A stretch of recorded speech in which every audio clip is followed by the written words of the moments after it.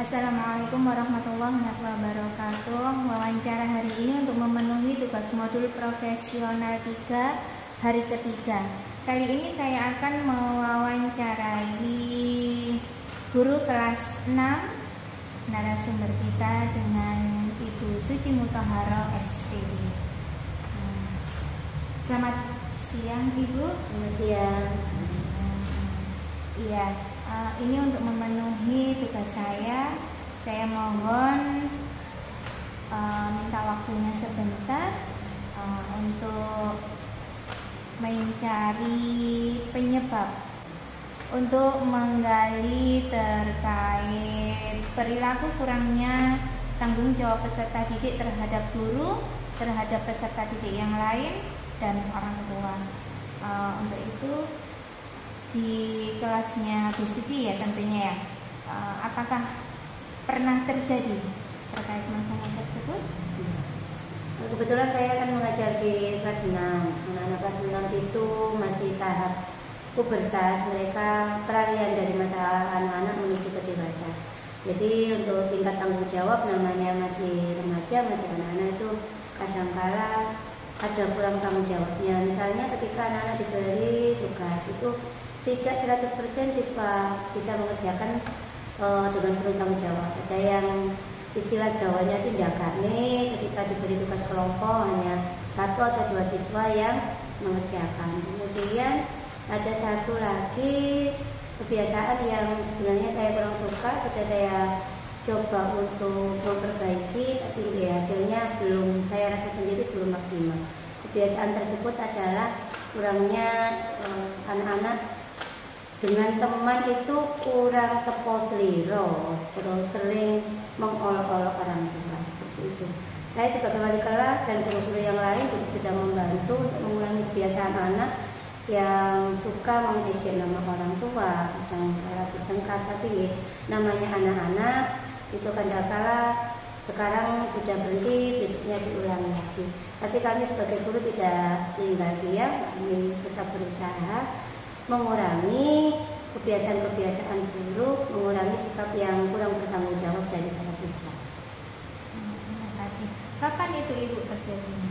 Kapan? Kalau tepatnya kan tiap hari selama pembelajaran selama 1 tahun ini ya ada saja peristiwanya, cuman yang mungkin akhir-akhir yang agak terlihat kurang disiplin atau kurang tanggung jawab ketika kemarin diadakan pondok Ramadan waktu sholat tarawih, itu terutama itu anak-anak banyak yang ramai sendiri, kurang tertib. Walaupun sebagian sudah bisa mengikuti sholat tarawih dengan baik, cuman ada beberapa siswa yang masih ramai, seperti itu.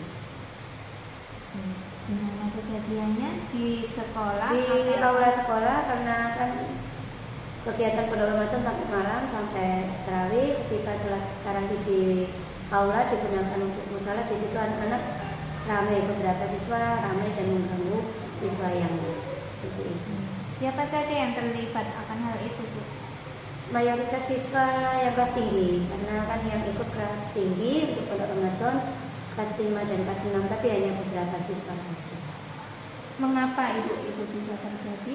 Yang kenapa bisa terjadi, kembali lagi ke kodratnya anak-anak masih dalam tahap bermain. Anak-anak suka bermain, ketika bertemu dengan temannya disenggol, dijauhi sedikit saja, mereka sudah responnya luar biasa sehingga mengganggu ketertiban sholat, dimana kalau sholat itu kan butuh khusyuk, namanya anak disenggol sedikit bisa ramai. Jadi kenapa bisa terjadi, ya kembali ke kodratnya anak, mereka masih anak-anak yang suka bermain, yang masih sering tidak bisa mengendalikan emosinya. Begitu ya Bu ya kejadiannya. Bisa bagaimana kejadiannya diulangi kembali Ibu? Jadi ketika sholat tarawih itu siswa laki-laki terutama yang depan itu guyon kami sendiri, padahal bapak dan ibu guru waktu itu sholatnya sudah nyebar mendampingi para siswa. Ketika sholat ada yang dijawil, kemudian ada yang kena senggol, itu beberapa siswa ramai sehingga mengganggu secara keseluruhan kekhusyuan sholat tarawih, seperti itu. Yang kedua Ibu ya, kurangnya sikap akhlakul karimah peserta didik. Bagaimana Ibu apa yang pernah terjadi di kelas Ibu terkait masalah tersebut? Iya, kurangnya akhlakul karimah. Akhlak itu sangat penting. Guru tugasnya tidak hanya memberikan ilmu tapi mengajarkan akhlak. Karena orang-orang yang baik adalah orang-orang yang berakhlak, bukan hanya berilmu.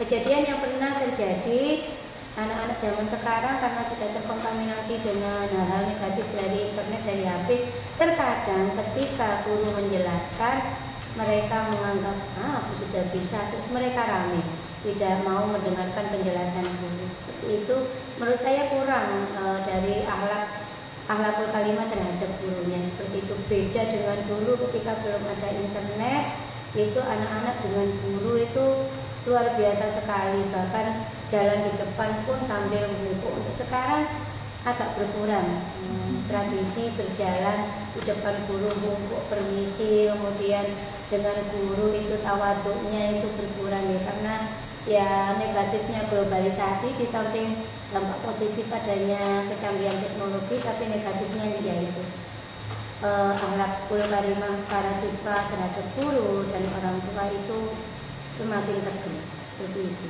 Terjadinya di dalam kelas ataukah pada saat anak-anak istirahat ataukah bagaimana? Ya, kadang di dalam kelas ketika menjelaskan, kemudian di luar kelas ketika mereka berjalan di depan guru itu kadang-kala kalau bahasa Jawa itu bilangnya seludar-seludur, tidak permisi. Tapi kami guru, seluruh guru selalu mengingatkan anak-anak untuk meningkatkan akhlaknya terhadap orang tua, terhadap guru. Nah, jelas itu kejadiannya di sekolah ya Bu, di lingkungan sekolah.